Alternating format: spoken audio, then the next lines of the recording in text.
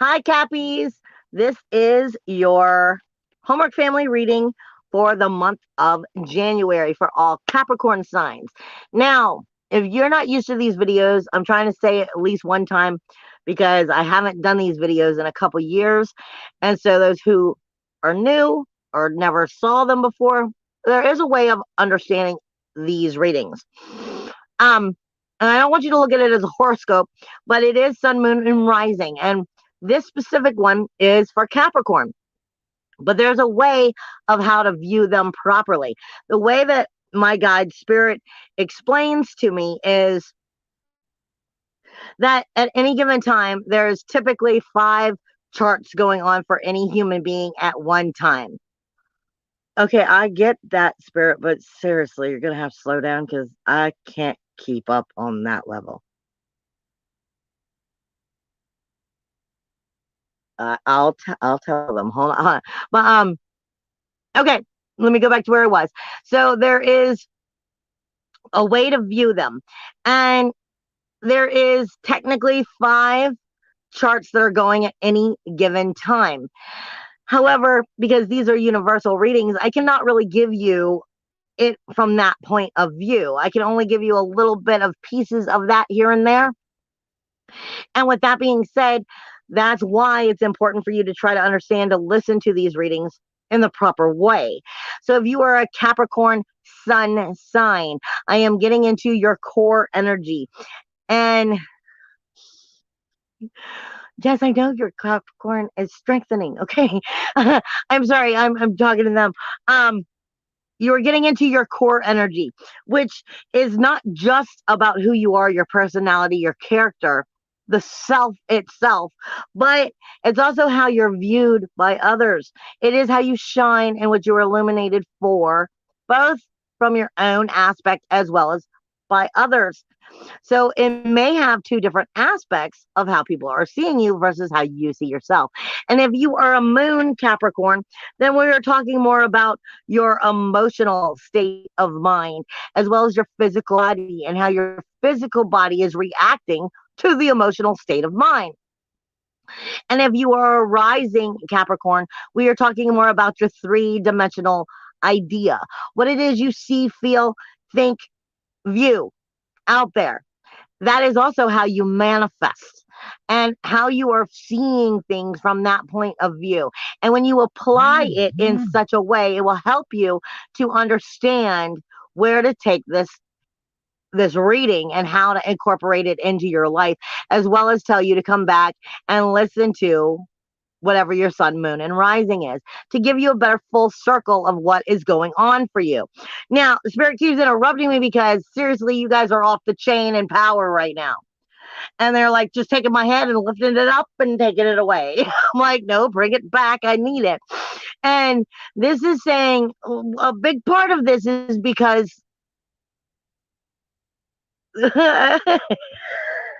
I'm sorry, it's the way that they're talking to me. A big part of this right now, as they're saying, is Capricorns.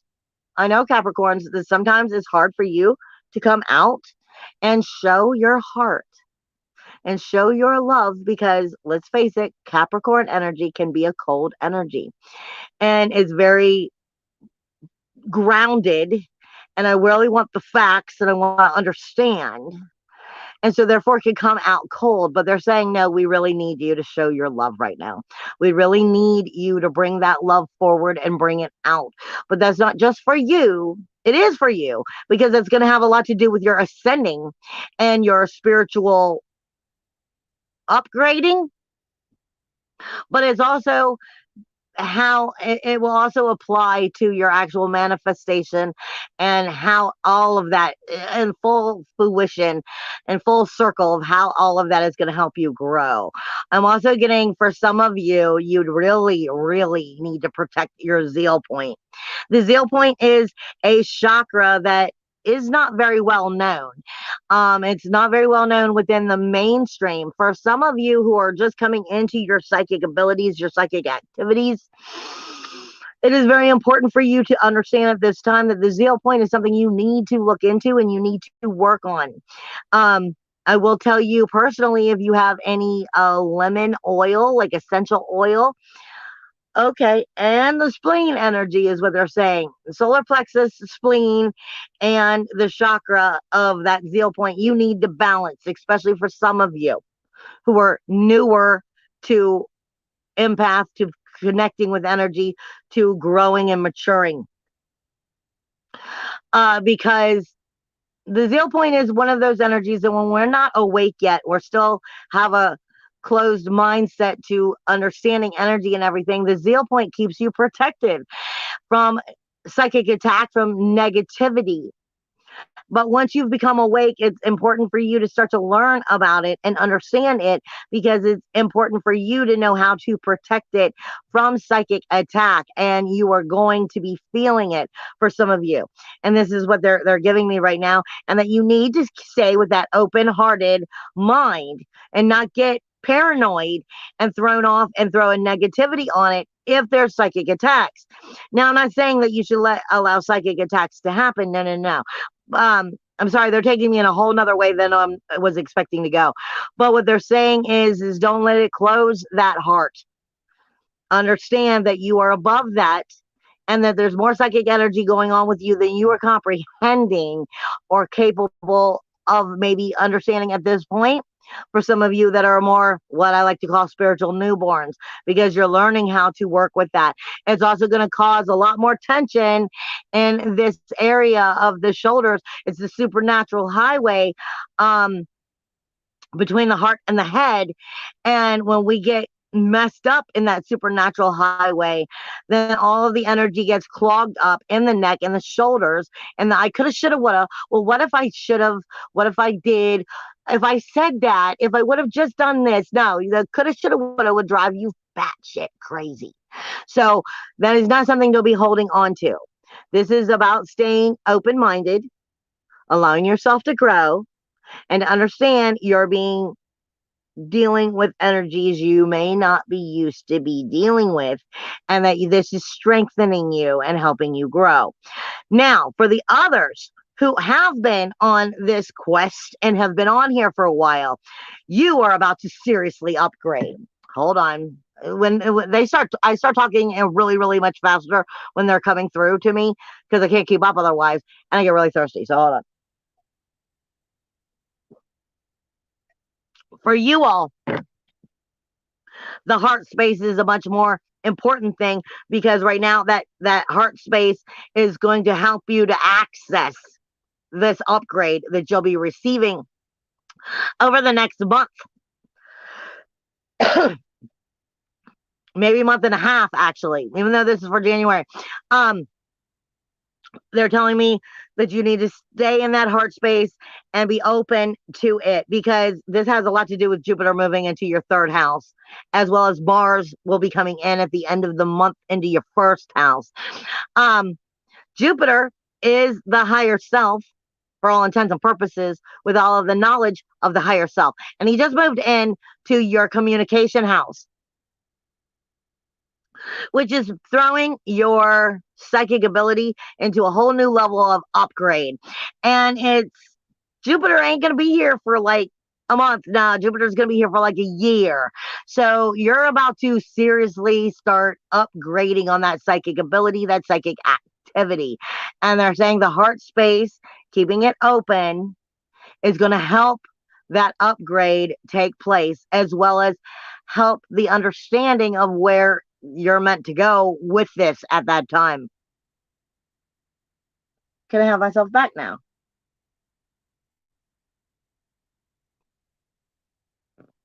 Even for you all who are, psychic veterans, so to speak, I'm being told, yes, you're still going to need to work on that zeal point, because the zeal point not just is something you need to work on for protecting your psychic attack, but it's also where those negative headaches come from. And that's because of the psychic attacks or the negative energies within the vibrations of where you are at three-dimensionally. So they're saying that this at this point has a lot to do with making sure that you're keeping yourself in the higher vibration and don't allow that lower vibration to bring you down. It will affect the heart space. Are we done with that? Yeah, okay. So then it finally gave me back. Okay. Like I said, that's just the way that it comes in. Now, as I get into this energy for you, sure. The heart space also has something to do with the throat chakra and the veins and the energy that's flowing up and down throughout this energy. So, well, yeah, you okay. So it may have a lot to do with watching your word vomit, um, because it may come out too easily, too clearly, too fast, too abruptly. Not even that you'll regret it, because I don't really feel like you will, but I feel like what they're trying to say is it may actually be affecting your health flow if you allow yourself to get too emotionally inclined at this time to where you just verbally start blissfully going after word vomit. You are going to have Mercury in retrograde jumping back into your first house. So you may be extra protective.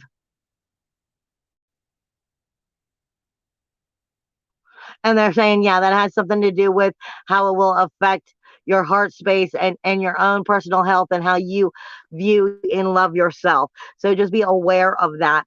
Okay, now to get back into the reading like I normally do. um, Understand, okay, and first off, also, if any of you are interested in your own personal readings, I am open for booking, so you can check the information in the description box. Other than that, because it can only get so personal with these readings when they're a universal reading.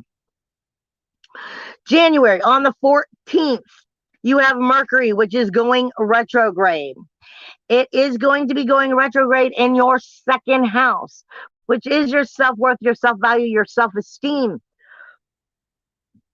And your self worth, your self value, your self esteem also has everything to do with your manifestation and how you create and bring it to you or how you send it away from you. And Mercury in retrograde on the 14th is going to be in that second house. Understand that between now and the 14th, then while it's in retrograde, it will go back into Capricorn, which is your first house, which then it will go into shadow when it goes direct and work back into the second house again. So you're viewing this kind of over the next month and a half, actually. And Mercury is going to be making you a little more self centered and only seeing things from your point of view, as well as it's probably going to be looking at some of the more darker aspects. Understand, while it's in shadow, it's definitely only looking at the darker aspects. Then we get more self centered when it's in retrograde, and then it'll go back into shadow. So you're looking at things from only your point of view. And that's not just you, that's everybody. Because when Mercury is in retrograde, it is communication. Retrograde means it's not talking to anybody but you. Okay, so it's talking to you about your self worth, your self value, your self esteem. It's talking to you about standing in your power and liberation. And what I'm getting is don't let anybody try to push the lion into the cage. And then don't become aggressive because you're in overprotective energy. Because there's no reason for you to be in overprotective energy. You're already in the power. It's just you may feel like you may be being attacked, but I'm feeling like you're not really being attacked. It's your Mercury retrograde and over communication with you is what I'm getting from them. So there's no reason to get all attackful and all manipulated and manipulating and calculating and cruel. This is why they're telling you to stay within the heart space and allow this to grow. You are strengthening parts of your self worth, your self value, your self esteem that you are not strong in. So it's testing you on where you are spiritually mature. And this has to do with your 12th house. Your 12th house right now is Sagittarius, which on a universal scale is where I always say the higher self is. The higher self comes with Jupiter ruling it in. That's the galactic center of the Sagittarius energy. Jupiter is the higher knowledge, the higher abundance. Jupiter is not here though. What is here is Mars. And Mars isn't in the most powerful place in the 12th house. But the 12th house is your grief, your sorrow, your shame, your blame, your insecurities. It's all the stuff about yourself that you lock up and throw in the closet. The skeletons in the closet. It's all of the dirt you shoved underneath the carpet that you just, it's there, but I don't want to admit it's there. Okay. And with Mars here, that's the inner warrior not knowing how to behave in this water. But it's not water because it's actually in fire. And what I mean by that is it's ruled by Pisces, the 12th house is. So it's going to bring smoke in the water. It's going to bring the energy of evaporation, like the heat in the water as it's bubbling and it just turns into evaporation. It's going nowhere. So the warrior isn't in its strongest place to be a warrior. The warrior, instead of using his wisdom in that 12th house, may be fizzled, maybe, extra aggressive, because the Mars is the inner warrior. It is your passion, your action, your fire, your SWAT team, extra protective of keeping the skeletons in the closet, extra protective of keeping the dirt under the rug. I don't want to see what I don't want to heal. And so on the other side, in your second house, where Mercury is in retrograde, he's having no choice but to force that to come up and out and into you. This is going to be a mirroring effect that you're going to be seeing. But then Mars on the 24th is going to move into Capricorn where it's exalted. Okay? And you'll still be in a retrograde of Mercury. Or it'll just be coming out of retrograde. No, it'll still be in retrograde. Mercury actually, where is it? Mercury actually moves into Capricorn on the 25th. The same day or the day after Mars does. So making you go from a little unsure, a little working through your skeletons in your closet, to aggressive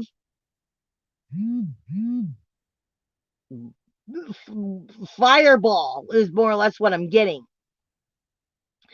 And so you want to watch that. I'm not saying that people should not necessarily be delivered the truth,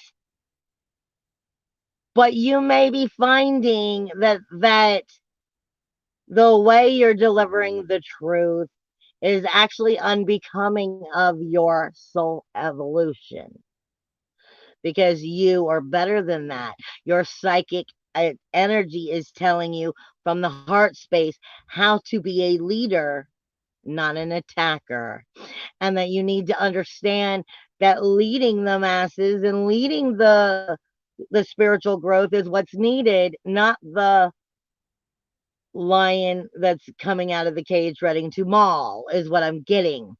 Okay, with that being said, that's a lot of what's going on with you in that energy. Now you also have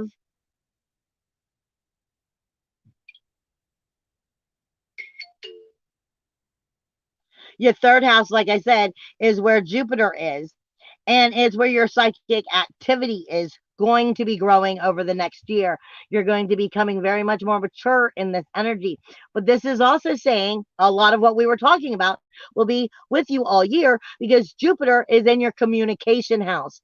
So it will abundantly be bringing you the communication, the inner knowing, not just from a psychic level or the other dimensional level, but in the inner knowing of inside of you about everything that's going on with you.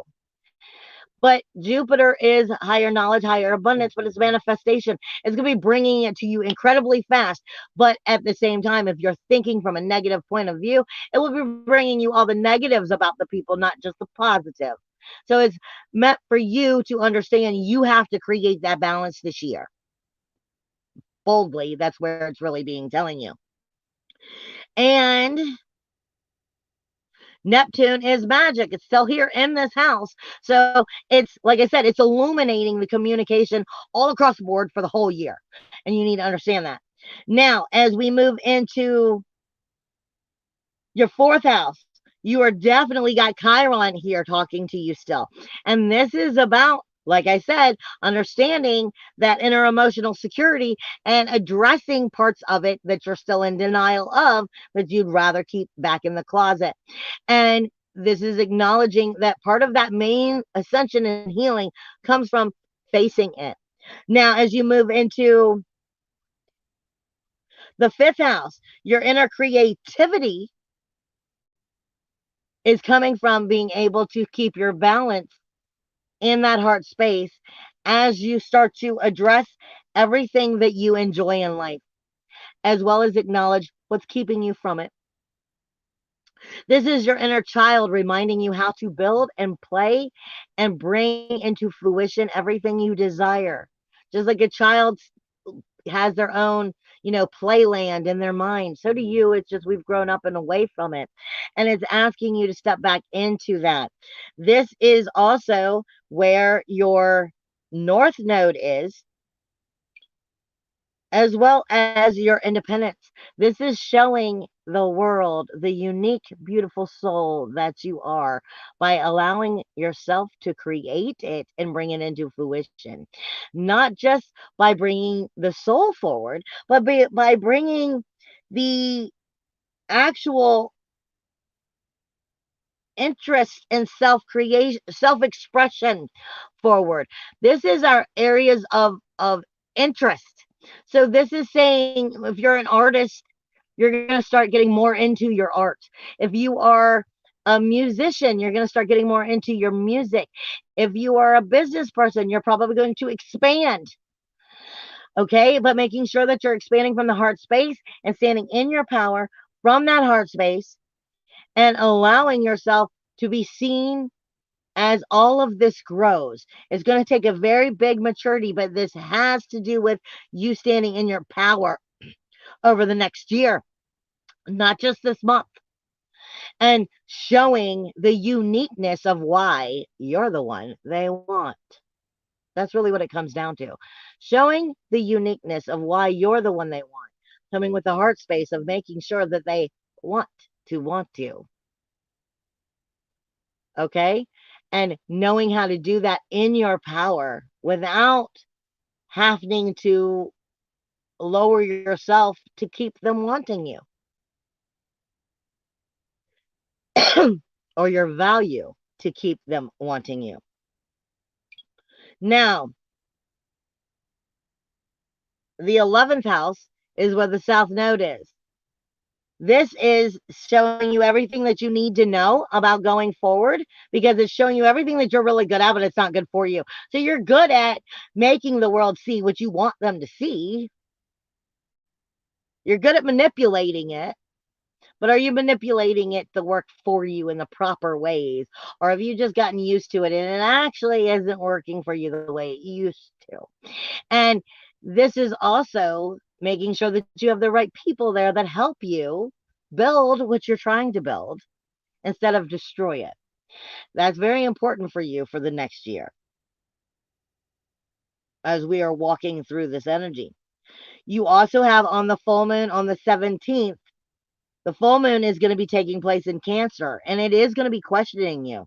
This is going to be the outer world, the outer relationships around you, and how others in these relationships are seeing their part of the relationship versus how you see your part of the relationship. So this is saying at this time, don't just fully get caught up on your point of view, because you're coming into such a psychic higher understanding that you need to see the full circle, the full spectrum, because the full moon is going to be questioning your actual first house, which is your character.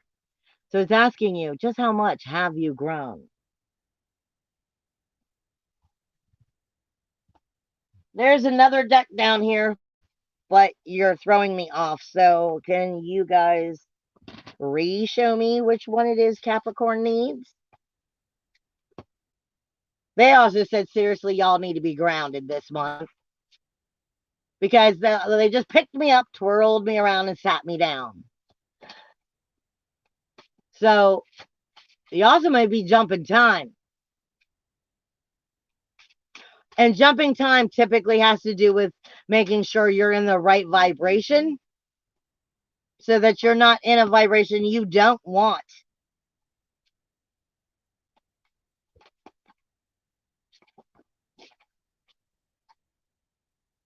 Okay, stop making it blurry.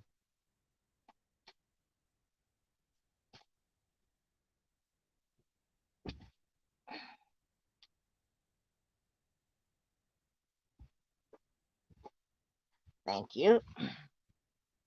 Let's see what the cards have to say, and then we'll be done. What does Cappies need to hear? 2. That's nice. Next. What else does Cappies need to hear? They're giving me a lot to give you guys. I was not expecting for this much to come from them. Cappy, Cappy, Cappy. The month of January. Yes, no, maybe so. No. Okay. And go back. They're also saying for some of you, there's some major cleansing that needs to take place around you. Because they're giving me a really bad funky smell. Okay. I'm sorry, I'm caught. The first thing out is transformation. Yes, that's what I've been saying the whole time. You're going through a major transformation. Allow the transformation to take place.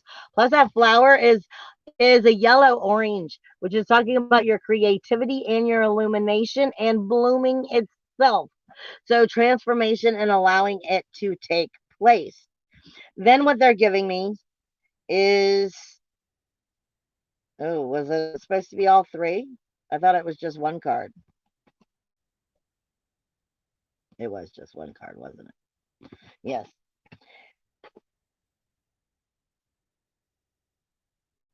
They are giving you, it's a turning point in your life. This is a turning point. It is speaking to you of the return, the start of a new cycle. It is the right timing for the regeneration and steady improvement. It is a time to give as to share. And then they are giving me Chiron, the wounded healer, which is what I was saying. You're seeing parts of yourself that are going to help you grow, that you've been in major denial of, in your inner emotional security. Parts of your inner emotional security that you have not been aware of.